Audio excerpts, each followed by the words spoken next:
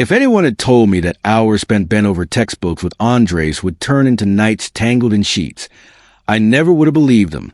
We were supposed to be study partners. Nothing more. Focused, disciplined, determined to ace our exams. But somewhere between late-night coffee runs, whispered jokes, and stolen glances across piles of notes, something shifted.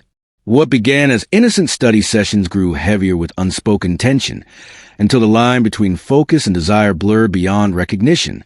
By the time I realized what was happening, it was already too late. I was falling for him. Andres and I first started studying together during sophomore year. He was brilliant, organized, and had the kind of quiet confidence that made professors love him and students envy him. I, on the other hand, thrived on caffeine and last-minute cramming. He balanced me out, and I kept him laughing when stress threatened to overwhelm. It was perfect, at least at first. But as the weeks went by, I noticed things I shouldn't have. The way his dark hair fell into his eyes when he leaned over his notes. The soft curve of his smile when I said something stupid. The warmth in his laugh that made late nights feel less exhausting. It wasn't just friendship anymore, though neither of us dared to say it. Instead, we hid behind flashcards and textbooks, pretending the air between us wasn't growing heavier with each passing night. Our sessions stretched late into the night, fueled by takeout and endless pots of coffee. Sometimes, I'd catch him staring at me when he thought I wasn't looking. Other times, I'd find myself staring back, heart thudding when his gaze suddenly met mine. We'd both laugh it off, embarrassed, and bury ourselves deeper in work. But tension has a way of building. One night, just past midnight, we were alone in the library. The building was nearly empty, quiet except for the scratch of pens and occasional turn of a page. Andres leaned close to explain a concept I kept getting wrong. His shoulder brushed mine, and for a moment, neither of us moved away. My pulse spiked. I could smell his cologne, subtle and warm. I could feel the heat radiating from his skin. And when he finally looked up, his face was only inches from mine. We froze. The world seemed to hold its breath. And then he cleared his throat, pulling back quickly. "We should keep going," he muttered, cheeks flushed. But the moment lingered, sparking something we couldn't put back. After that night, everything felt different. The jokes carried more weight, the silences more meaning. Even the accidental touches, our knees brushing under the table, our fingers grazing while passing a pen, sent jolts of electricity through me. I wanted more. I didn't know if he did too, or if I was imagining it. The answer came sooner than I expected. One Friday night, after hours of cramming, Andres sighed and leaned back in his chair. "I can't read another word," he groaned, rubbing his temples. "Coffee." I nodded eagerly. Anything to escape the tension building in that small study room. The cafe was nearly empty when we walked in, the glow of streetlights spilling through the windows. We sat across from each other, mugs steaming between us. Our conversation wandered. Classes, dreams, stupid jokes, and I felt the wall between us start to crack. At one point, he laughed so hard he reached across the table, grabbing my hand without thinking. His fingers lingered on mine, warm and steady, and for the first time he didn't pull away. The silence that followed wasn't awkward. It was heavy, loaded, and in that moment I knew we were both teetering on the edge of something we couldn't ignore. Back in his apartment later that night, we spread our notes across the floor, but studying was the last thing on my mind. Andre sat close, his knee brushing mine again and again. This time, neither of us moved away. The room felt charged, like every glance. Every breath was leading us somewhere dangerous and thrilling. I looked up at him, ready to speak, but the words died in my throat when I saw him watching me. His eyes were darker than usual, pupils blown wide. He leaned in just a fraction, as if testing me. My heart hammered. The world shrank to just him, his lips, the possibility hanging in the air. I should have said something. I should have stopped it, but I didn't want to. Instead, I leaned closer to. Our lips brushed, soft, tentative, a whisper of a kiss. It should have ended there, but it didn't.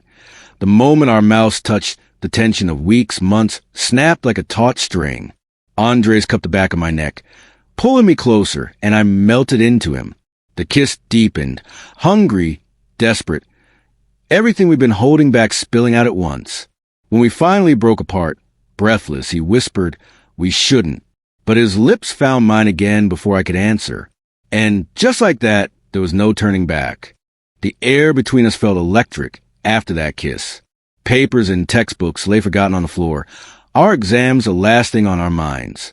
Andre's hand still rested against the back of my neck, his thumb brushing my skin like he wasn't ready to let me go.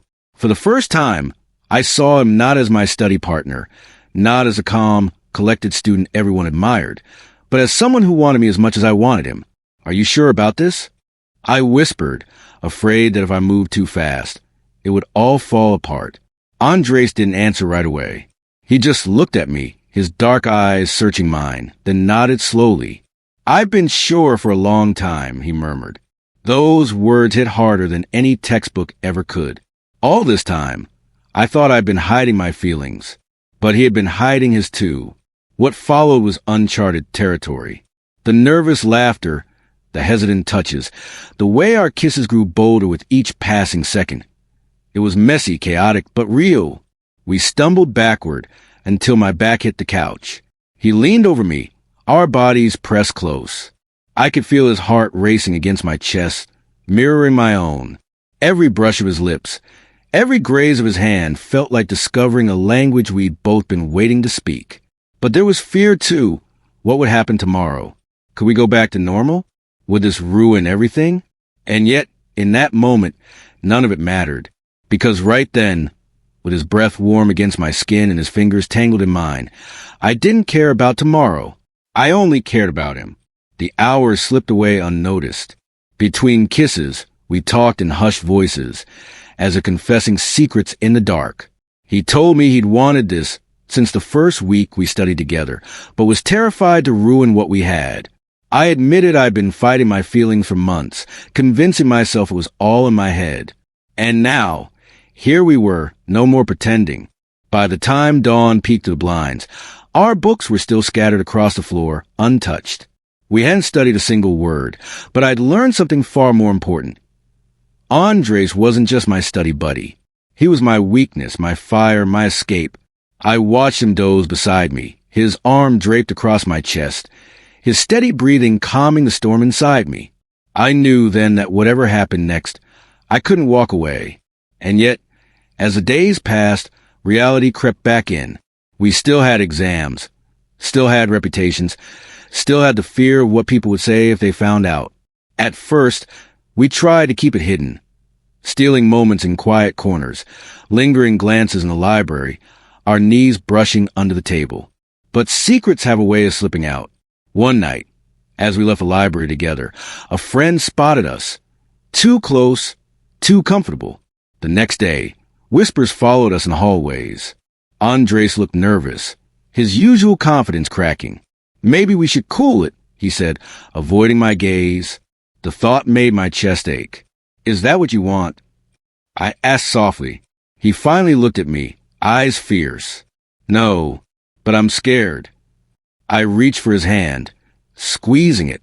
"Then let's be scared together." His smile then, relieved, unguarded, real, was worth every rumor, every risk. From that point on, we stopped hiding. It wasn't easy. Some people whispered, others stared. But Andre stood taller, bolder, his hand often finding mine in public. With him, I didn't feel ashamed. I felt seen.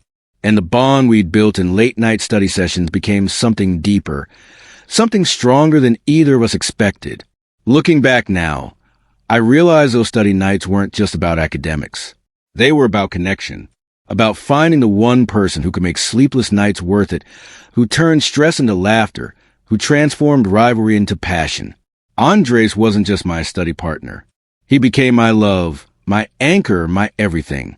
The boy I once sat across from with textbooks between us now lies beside me at night. No barriers left. And I wouldn't trade our journey, from books to passion, for anything in the world.